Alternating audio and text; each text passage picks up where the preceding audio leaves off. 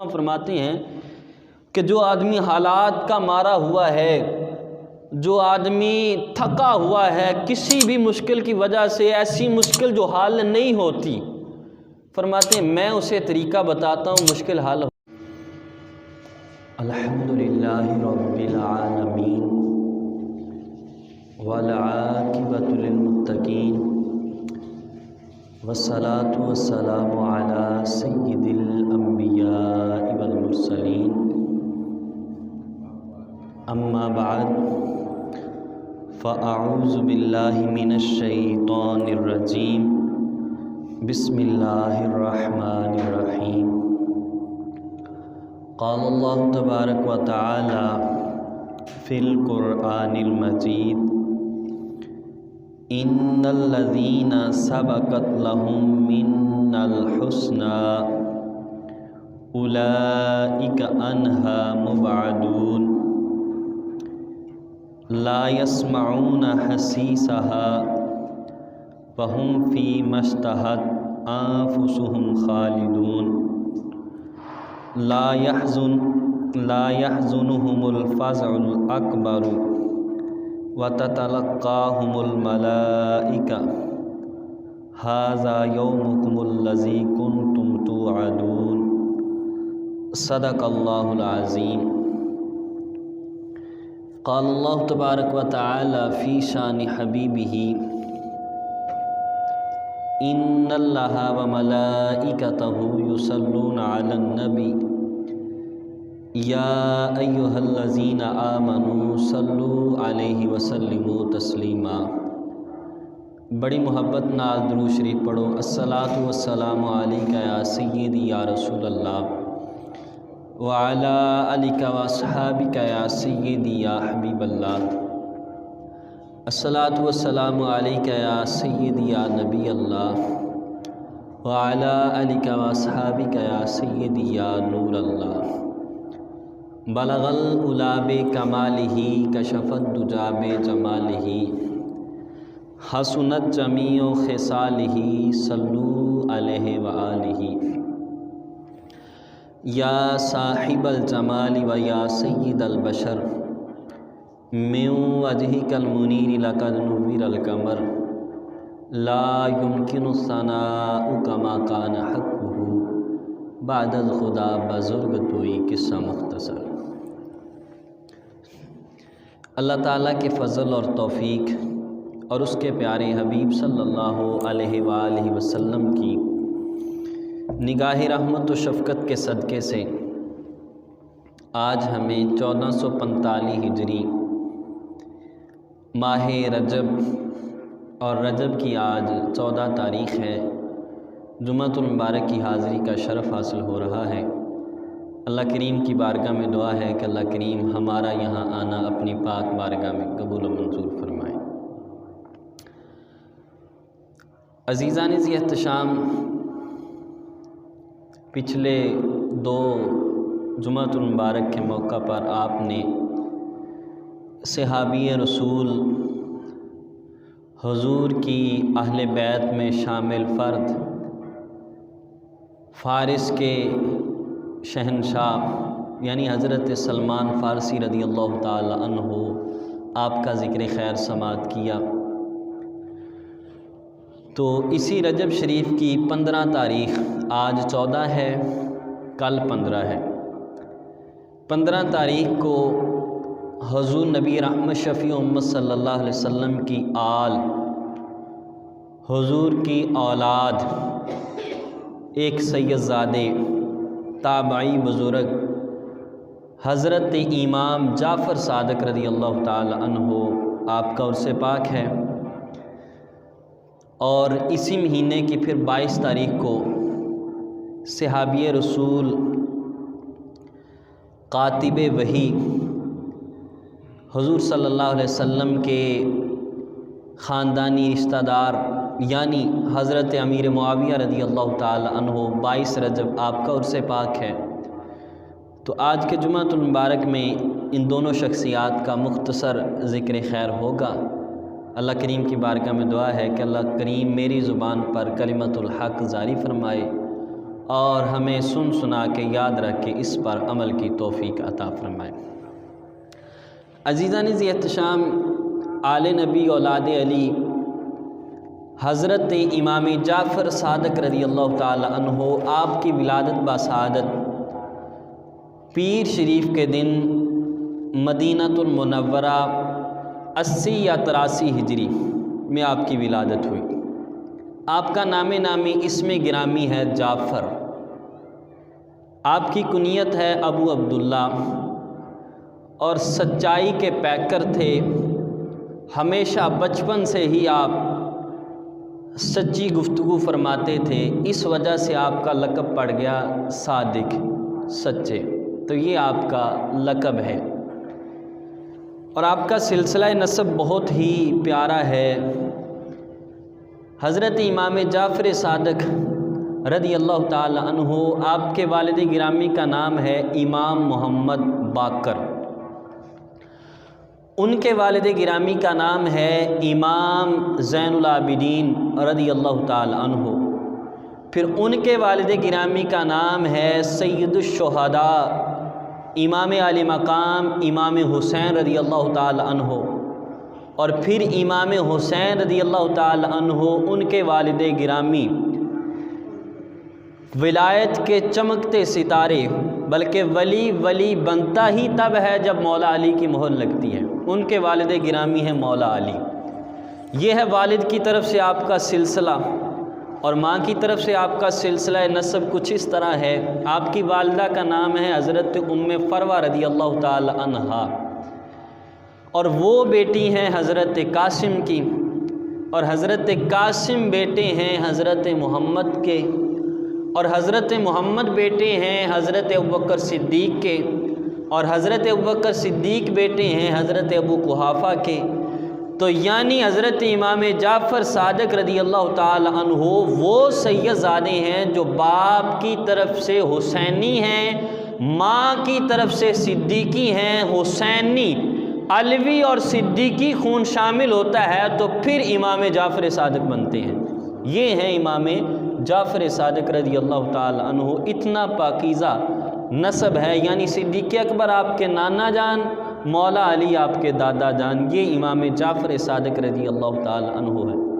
اور حضرت لیث بن سعد رضی اللہ تعالی عنہ یہ فرماتے ہیں کہ ایک مرتبہ میں حج کے ارادے سے مکہ المکرمہ حاضر ہوا۔ کہتے ہیں جب میں حج کے ارادے سے مکہ المکرمہ حاضر ہوا تو عصر کے بعد فرماتے ہیں میں نکلا باہر جبل ابی قبیس کی طرف، تو میں نے وہاں پر ایک آدمی کو دیکھا، وہ اللہ کا ذکر کر رہا ہے، بلند آواز سے کر رہا ہے، یا اللہ یا اللہ یا اللہ۔ فرماتے ہیں اتنی بلند آواز سے، اتنے جوش سے کہ میرے دیکھتے دیکھتے اس کی سانسیں پھولنے لگ گئی، اتنا جوش کے ساتھ اللہ کا ذکر کر رہا ہے۔ یہ ذکر چھوڑا، ساتھ ہی شروع کر دیا، یا ربی یا ربی یا ربی یا ربی۔ فرماتے ہیں یہ ذکر کرتے بھی سانسیں پھولنے لگ گئی۔ اس کے بعد یا حیو یا قیوم یا حیو یا قیوم یہ ذکر کیا، اس کے بعد یا رحمان یا رحمان، پھر یا ارحم الراحمین۔ فرماتے ہیں میں قریب بیٹھا دیکھتا رہا، بڑی محبت کے ساتھ، لگن کے ساتھ وہ آدمی اللہ کا ذکر کر رہا تھا۔ کہتے ہیں کہ ذکر سے فارغ ہوئے تو اللہ کی بارگاہ میں عرض کیا کہ مالک میں بھوکا ہوں، مجھے اپنی بارگاہ سے کھانا کھلا۔ کہتے ہیں میں نے دیکھا انہوں نے ابھی دعا کی ہے، ان کے سامنے انگوروں کی ایک ٹوکری آ گئی۔ فرماتے ہیں وہ بسم اللہ پڑھی، انگور کھانے لگے، تو میں نے کہا حضرت دعا آپ نے مانگی تھی، آمین میں نے کہی تھی، لہٰذا ان انگوروں میں میرا بھی حصہ شامل ہے۔ تو انہوں نے کہا ٹھیک ہے آپ بھی میرے ساتھ کھا لیں۔ کہتے ہیں ہم دونوں نے وہ انگور کھائے، ہم دونوں نے پیٹ بھر کے کھائے، لیکن وہ انگور کم نہیں ہوئے۔ کہتے ہیں پھر اللہ کی بارگاہ میں دعا کی کہ مالک میرے پاس کپڑے نہیں ہیں، تو مجھے کپڑے عطا فرما۔ کہتے ہیں غیب کی طرف سے 2 چادریں آئیں ان کے پاس، ایک اوپر والے حصے کے لیے اور ایک تہبند کے طور پر استعمال کرنے کے لیے 2 چادریں ان کی بارگاہ میں آئیں۔ کہتے ہیں کہ اس کے بعد جب 2 چادریں آئیں تو ان بزرگوں نے تھوڑا سا سفر کیا تو راستے میں ایک آدمی ملا، اس نے عرض کیا اے آل نبی، اے اولاد علی، اے امام جعفر صادق، حضور میری طرف توجہ فرمائیں، میرے پاس کپڑے نہیں ہیں، مجھے کپڑے عطا فرمائیں۔ کہتے ہیں اس نے ایک مرتبہ سوال کیا، انہوں نے یہ نہیں کہا کہ کپڑے تو میرے پاس بھی نہیں ہیں، میں نے خود مانگ کے اللہ سے لیے ہیں، فوراً وہ 2 چادریں اس کو عطا فرما دی۔ کہتے ہیں میں پھر ان کے پیچھے ہوا کہ مجھے تو پتہ ہی نہیں تھا یہ حضور کی آل ہے، میں ان سے فیض لیتا۔ کہتے ہیں میں پیچھے ہوا، مجھے نہیں پتہ چلا کہ امام جعفر صادق کس طرف چلے گئے۔ کہتے ہیں میں بڑا پچھتایا کہ کاش میں ان کی بارگاہ میں کچھ اور وقت بیٹھتا، ان سے کچھ سیکھتا، ان سے کچھ سمجھتا۔ تو یہ حضور کی اولاد امام جعفر صادق ہیں کہ زندگی اللہ اللہ کرتے گزاری۔ حرم مکہ میں گئے، وہاں پر بھی اللہ کا ذکر کیا اور اس طریقے سے کیا لوگوں سے کوئی خوف نہیں ہے۔ حدیث پاک کا مفہوم حضور فرماتے ہیں اللہ کا ذکر ایسے کرو کہ لوگ تمہیں دیوانہ کہیں، لوگوں کی باتوں کی طرف نہیں جانا، اللہ کا ذکر محبت کے ساتھ، لگن کے ساتھ، یہی اولیاء اللہ کا طریقہ ہے۔ تو یہ حرم مکہ میں بھی اللہ کریم کا ذکر کرتے ہوئے اور پھر اللہ کی بارگاہ میں مقبولیت کیسی ہے، کھانے کی فکر نہیں ہے، کپڑے کی فکر نہیں ہے، اللہ کی بارگاہ میں عرض کرتے ہیں اللہ فوراً کھانا بھی عطا فرما دیتا ہے، کپڑے بھی عطا فرما دیتا ہے۔ یہ حضور کی اولاد امام جعفر صادق رضی اللہ تعالی عنہ۔ اور پھر یہی امام جعفر صادق، ایک آدمی ان کی بارگاہ میں حاضر ہوا، عرض کیا حضور غریب ہوں، پیسے نہیں ہیں، آپ اللہ کی بارگاہ میں دعا کریں اللہ مجھے پیسے دے تاکہ میں بھی اللہ کے گھر جاؤں، میں بھی حج کروں۔ امام جعفر صادق رضی اللہ تعالیٰ عنہ نے اس کے بارے میں دعا کی۔ کہتے ہیں امام جعفر صادق نے میرے لیے دعا کی اور مجھے اللہ نے اتنا مال عطا کیا کہ میں نے اپنی زندگی میں پھر 50 حج کیے، اور 51واں حج کرنے کے لیے گیا تو راستے میں ایک ندی آئی، اس ندی سے گزرنے لگا، میرا پاؤں پھسلا، اسی وقت میری روح قبض ہو گئی اس آدمی کی۔ یہ راوی بیان کرتے ہیں۔ تو امام جعفر صادق کی دعا کی وجہ سے اللہ نے اس کو مال عطا فرما دیا۔ اور مفتی احمد یار خان نعیمی علیہ رحمہ فرماتے ہیں کہ جو آدمی حالات کا مارا ہوا ہے، جو آدمی تھکا ہوا ہے کسی بھی مشکل کی وجہ سے، ایسی مشکل جو حل نہیں ہوتی، فرماتے ہیں میں اسے طریقہ بتاتا ہوں، مشکل حل ہو جائے گی۔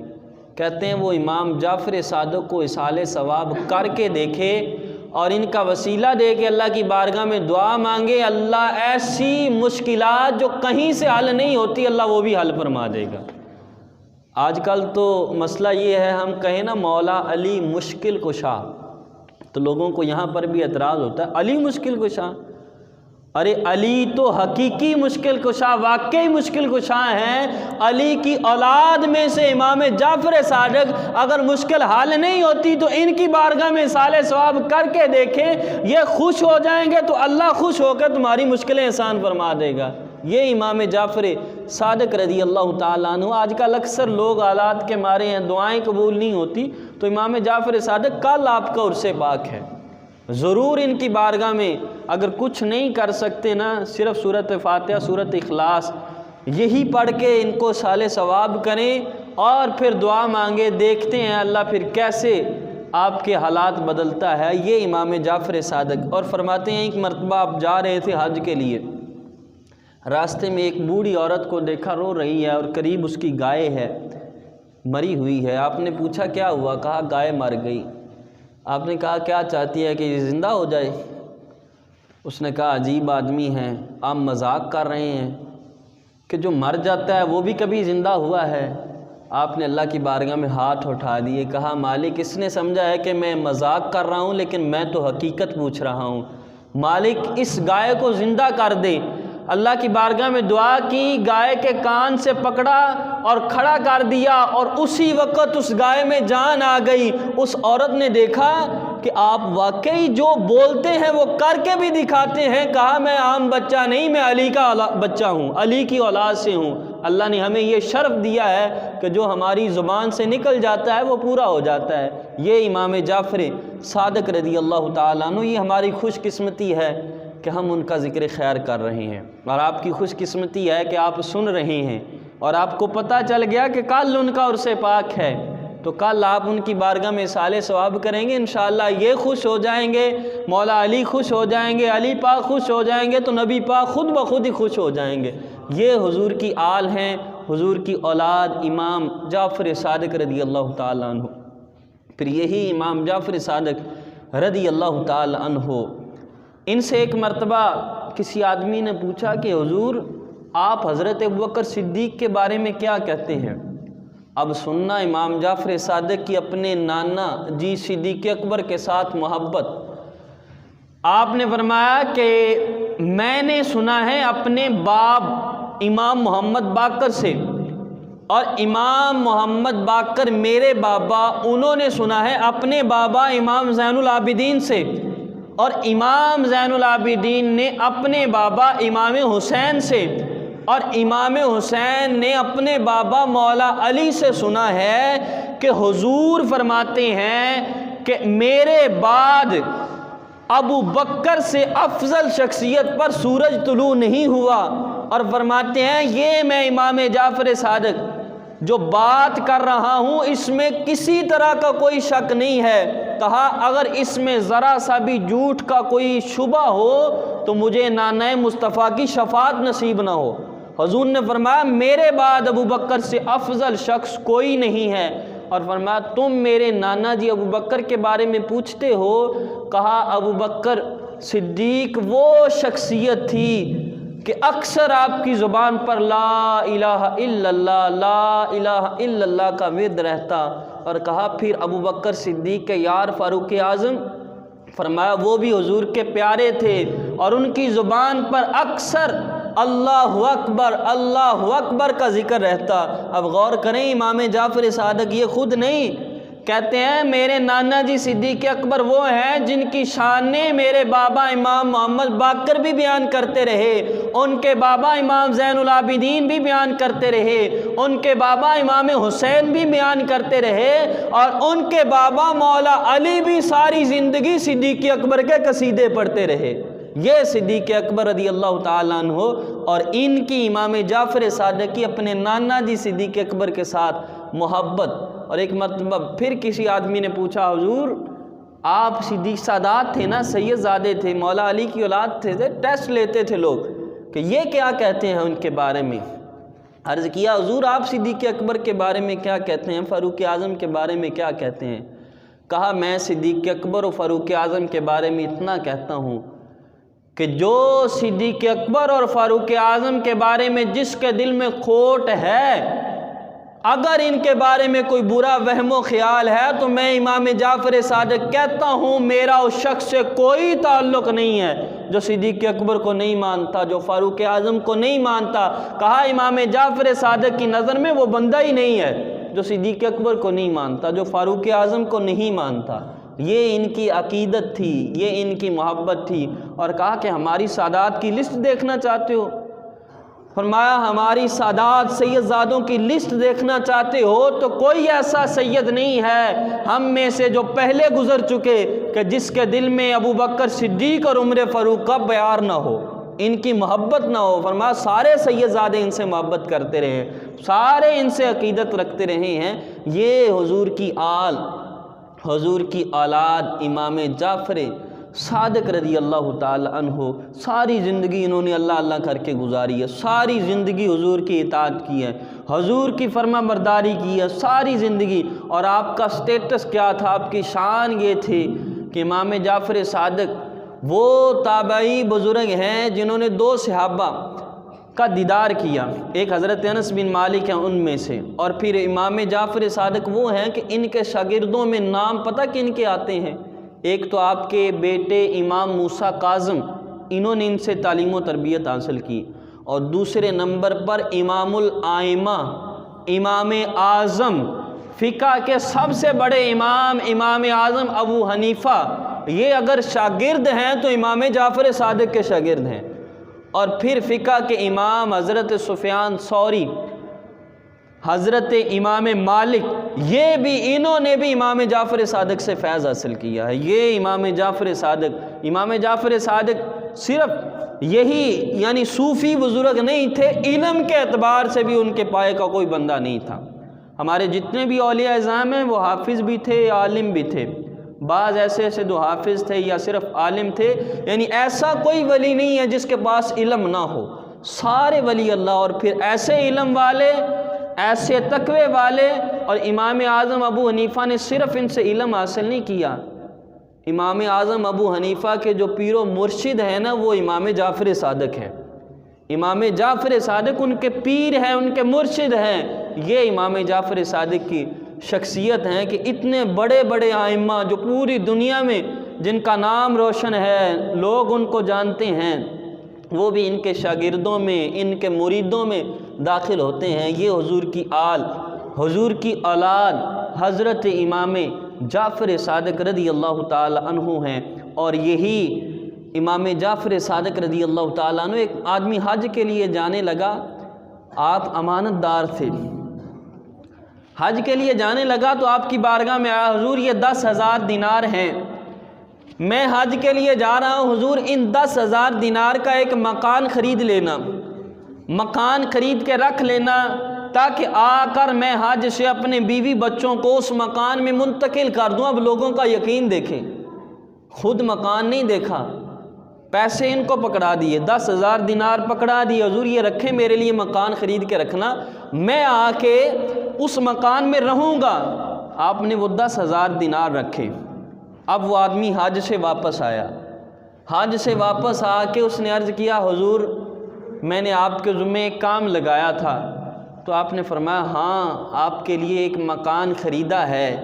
فرمایا جس کی حد حضور سے، ایک حد حضور سے شروع ہوتی ہے اور میرے بابا مولا علی پر ختم ہوتی ہے، اور فرمایا دوسری حد مولا علی سے شروع ہوتی ہے اور امام حسن پر ختم ہوتی ہے، اور فرمایا اگلی حد امام حسن سے شروع ہوتی ہے اور امام حسین پر ختم ہوتی ہے۔ تو عرض کیا حضور آپ نے بڑا ہی اچھا سودا کیا ہے، یہ مجھے لکھ کر دے دیں۔ امام جعفر صادق نے لکھ کر دیا، وہ آدمی گھر لے گیا، وہ بیمار پڑ گیا، جب اس کا انتقال ہوا اس نے کہا میرے پاس اور کچھ نہیں ہے، یہ امام جعفر صادق کا ایک لکھا ہوا رکا ہے، یہ میری قبر میں رکھ دینا۔ جب قبر میں رکھا گیا، اگلے دن قبر کے اوپر وہ رکا پڑا تھا جس کی پچھلی طرف لکھا تھا جو امام جعفر صادق نے اس کے لیے محل خریدا تھا، مکان خریدا تھا، اللہ نے جنت میں اسے وہ مکان عطا فرما دیا ہے، جنت میں اسے وہ مکان عطا فرما دیا۔ یہ امام جعفر صادق،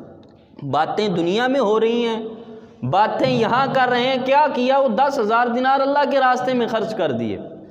اب 10,000 دینار اللہ کے راستے میں خرچ کر دیے، اور بدلے میں یہاں بیٹھ کے علی کی اولاد نے کہا کہ بھائی یہ 10,000 کا دینار تمہیں جنت میں دے دیا گیا ہے۔ اور بعد میں لوگوں نے دیکھا قبر کے اوپر وہ پرچی پڑی ہے، رکھی قبر میں گئی تھی، اور پیچھے لکھا تھا جو حضور کی آل نے، حضور کی اولاد نے کہا تھا نا، اللہ نے اس کے ساتھ وہ وعدہ پورا فرما دیا ہے۔ یہ امام جعفر صادق رضی اللہ تعالیٰ عنہ ہیں۔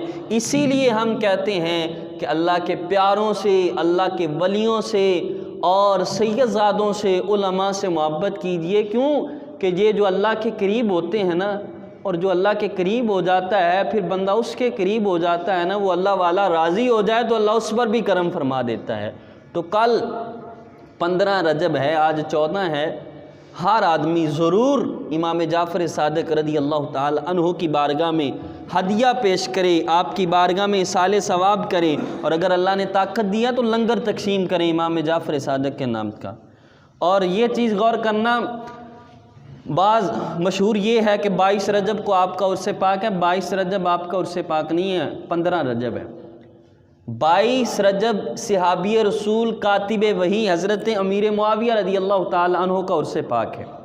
مشہور 22 رجب کو اس لیے کیا جاتا ہے تاکہ اس سے ذہن ہٹ جائے صحابی رسول سے، اور سارے لوگ صرف اسی طرف ذہن لگا لیں۔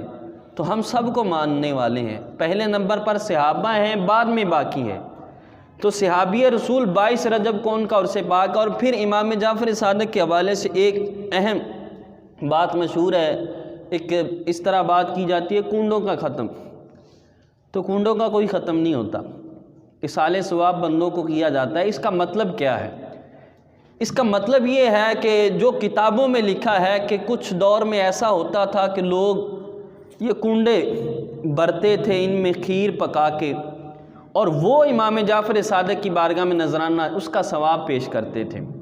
اور ایک چیز یہاں پر یہ یاد رکھیں، اصالِ ثواب کسی بھی کھانا سامنے رکھ کے وہ آپ سورۃ فاتحہ پڑھیں، سورۃ اخلاص پڑھیں، برتن چاہے کوئی بھی برتن ہو، کسی بھی برتن میں ہو تو اصالِ ثواب ہو جاتا ہے۔ یہ سمجھنا کہ صرف اور صرف کنڈوں میں ہوتا ہے، یہ غلط ہے، یہ شریعت کے بالکل خلاف ہے کہ کنڈوں کے علاوہ یا کھیر ہوگی، کھیر کے علاوہ کوئی نہیں ہوگا، تو یہ غلط ہے۔ تو لہٰذا اس چیز کو ذہن میں بٹھا لیں کہ یہ غلط ہے۔ اصالِ ثواب چاہے چاول وہ پکا لیں، کوئی بھی کھانے پینے والی چیز ہے اس کو سامنے رکھیں، ختم پڑھیں، اصالِ ثواب کر دیں۔ برتن کوئی بھی ہو، برتن میں نہ بھی ہو، شاپر میں ہو، تب بھی اصالِ ثواب ہو جائے گا، لیکن یہ سمجھنا کہ کنڈوں کے علاوہ نہیں ہے تو یہ چیز غلط ہے۔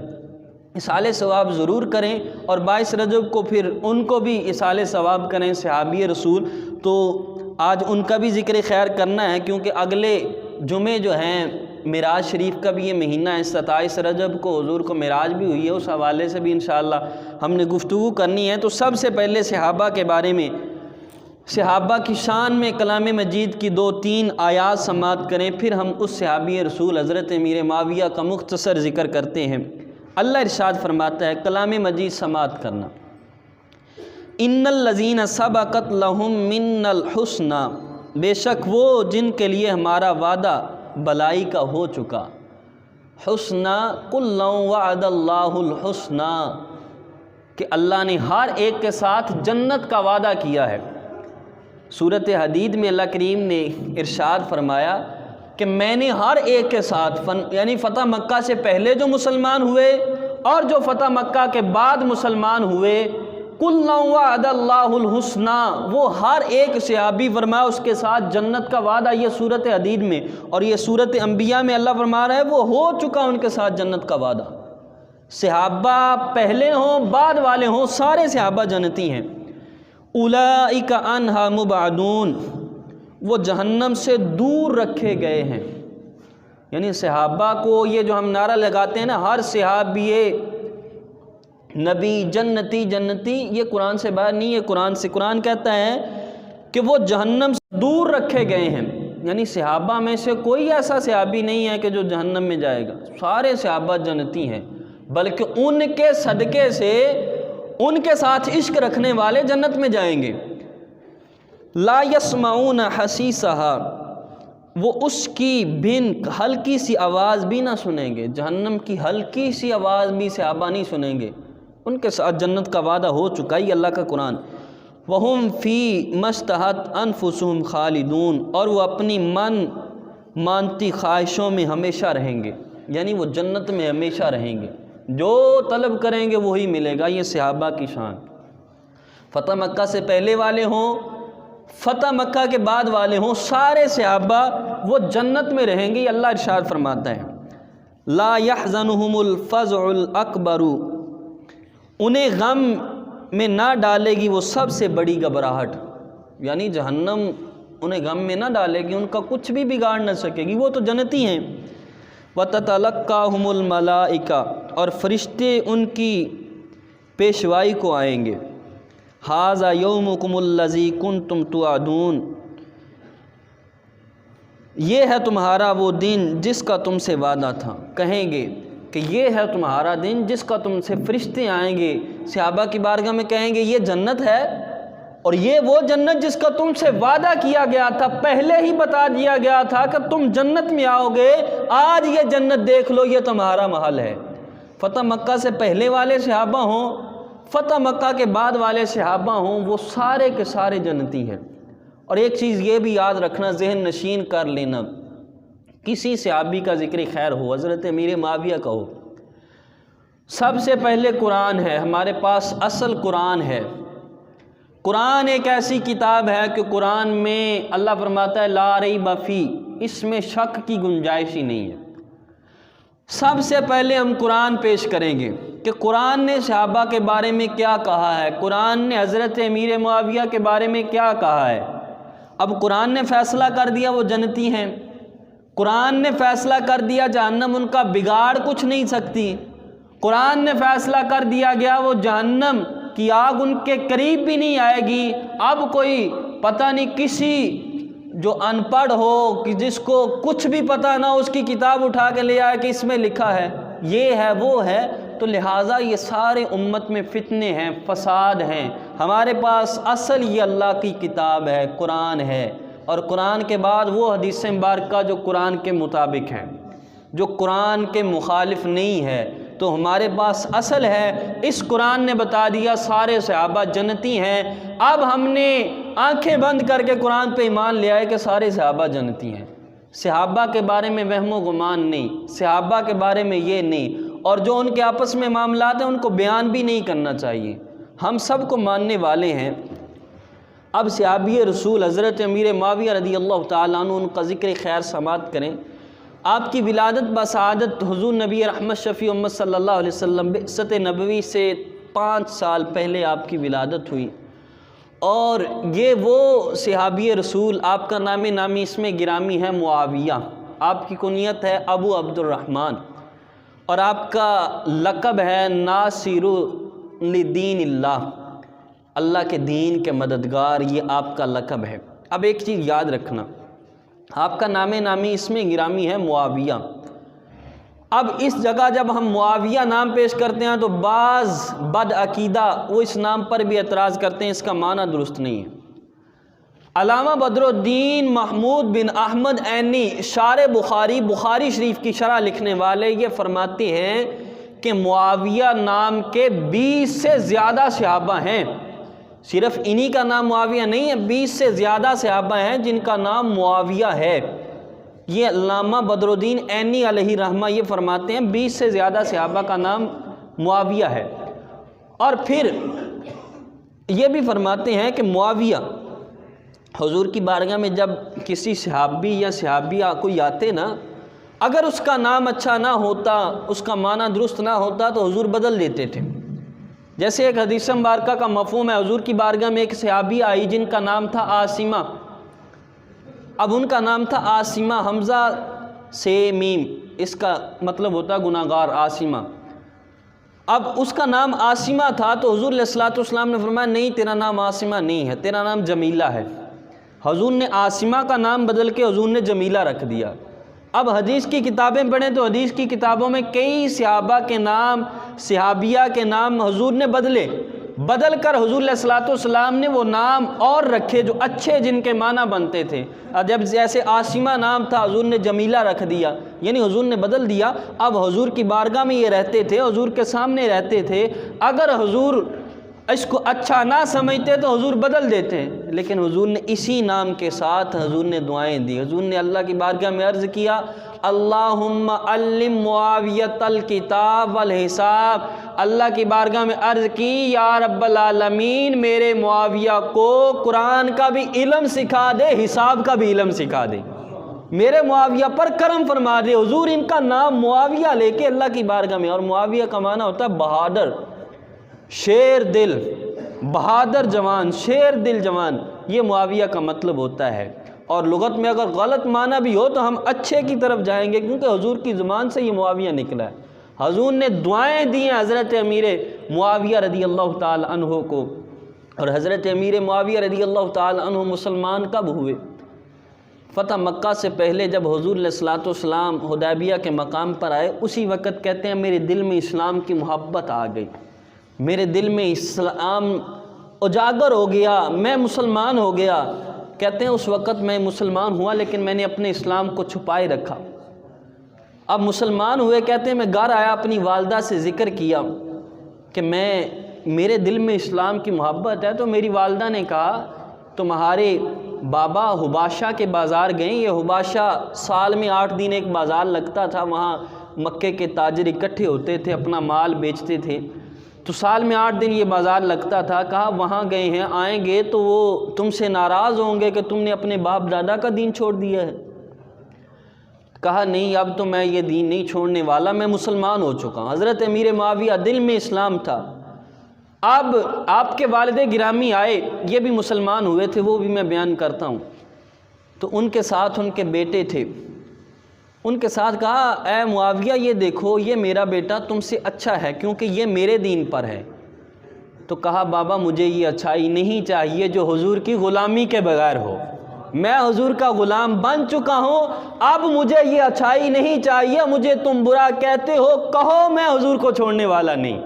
یہ حضرت امیر معاویہ رضی اللہ تعالیٰ عنہ، اور آپ کے والد گرامی نے کچھ نہیں کہا۔ اب جب وقت آیا فتح مکہ کا، بعض کہتے ہیں فتح مکہ کے موقع پر حضرت امیر معاویہ بھی مسلمان ہوئے تھے، مسلمان پہلے ہو چکے تھے لیکن اسلام ظاہر اس وقت کیا۔ فتح مکہ کا موقع آیا تو آپ کے والد گرامی حضرت ابو سفیان، آپ کی والدہ حضرت ہند، یہ دونوں بھی مسلمان ہو گئے، اور مسلمان ہوئے۔ حضور نے کرم نوازی کیسے کی؟ حضور نے فرمایا آج فتح مکہ کا دن ہے، جو میرے بھائی ابو سفیان کے گھر بھی داخل ہو جائے گا وہ بھی امان میں آ جائے گا۔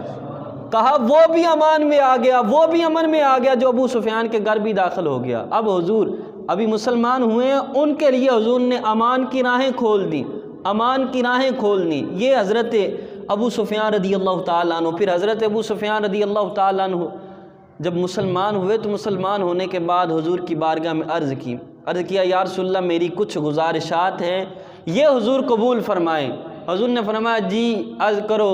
عرض کیا یا رسول اللہ صلی اللہ علیہ وسلم میری ایک یہ عرض ہے کہ حضور میں اسلام کے خلاف جنگیں کرتا تھا، اب میری یہ خواہش ہے کہ حضور مجھے مسلمانوں کے لشکر کا امیر بنا دیں تاکہ میں اب کافروں کے خلاف جنگیں لڑوں۔ حضور نے فرمایا اے ابو سفیان تیری یہ ریکویسٹ قبول ہو گئی۔ پھر عرض کیا یا رسول اللہ میری دوسری یہ خواہش ہے، حضور بیٹی میری ہو اور بیوی تمہاری ہو، حضور میری بیٹی کے ساتھ نکاح فرما لیں، حضرت ام حبیبہ کے ساتھ، حضرت امیر معاویہ کی بہن کے ساتھ۔ حضور نے فرمایا اے ابو سفیان یہ بھی ہو گیا۔ حضرت ابو سفیان رضی اللہ تعالی عنہ نے حضور کی بارگاہ میں یہ درخواست کر رہے ہیں کہ حضور یہ بھی پورا فرما دیں، حضور یہ بھی۔ اور تیسری عرض کی یا رسول اللہ میرا بیٹا معاویہ، حضور اس کو کاتب وحی مقرر کر لیں، جو تمہارے اوپر اللہ کی طرف سے قرآن نازل ہوتا ہے، جن صحابہ نے قرآن لکھا ہے یہ قرآن ہم تک پہنچا ہے، جس کے بارے میں اللہ فرماتا ہے لا ریب فیہ، اس میں شک کی گنجائش نہیں ہے، یہ قرآن لکھنے والے حضرت امیر معاویہ ہیں۔ عرض کیا حضور میرے بیٹے کو کاتب وحی مقرر کر لیں۔ حضور نے فرمایا اے ابو سفیان یہ بھی تیری درخواست قبول ہو گئی۔ حضور نے تینوں درخواستیں قبول کی۔ اب یہاں غور کریں، نکاح تو پہلے ہی ہو چکا تھا حضرت ام حبیبہ کا، لیکن یہاں عرض کیوں کیا؟ تو یہاں علماء نے لکھا ہے کہ ایمان کے بعد حضور سے دعائیں لینے کے لیے کہ حضور اب پھر تجدید نکاح فرما لیں تاکہ میں مسلمان ہو چکا ہوں، اب پھر میں علل اعلان کہوں کہ لوگوں میں نے اپنی بیٹی کا نکاح مصطفیٰ سے کر دیا ہے۔ یہ حضرت ابو سفیان، اور پھر حضرت ابو سفیان یہ حضور نے دعائیں دی، کاتب وحی مقرر کیا۔ اور آپ کی جو بیوی تھی حضرت ہند رضی اللہ تعالیٰ عنہ، یہ عرض کرتی ہیں حضور اسلام لانے سے پہلے مجھے سب سے برا جو محسوس ہوتا تھا یہ آپ کا گھر تھا، لیکن اب میں مسلمان ہو چکی ہوں، پوری روئے زمین میں سب سے جو اچھا گھر لگتا ہے، سب سے اچھے لگتے ہیں تو حضور آپ لگتے ہیں۔ اور حضور کی بارگاہ میں 2 بکری کے بنے ہوئے بچے یہ پیش کیے گوشت کے، اور خادمہ کو بھیجا کیا حضور ہم اور بھی بھیجتے لیکن ہمارے پاس ابھی بکریاں کم ہیں۔ حضور نے وہ گوشت تناول فرمایا، حضرت امیر معاویہ کی والدہ نے بھیجا اور دعا کی مالک ہند کی بکریوں میں برکت عطا فرما۔ وہ خادمہ کہتی ہیں ادھر حضور نے ہاتھ اٹھائے اور اگلے سال اللہ نے ہمیں کثرت کے ساتھ بکریاں عطا فرما دی۔ اب حضور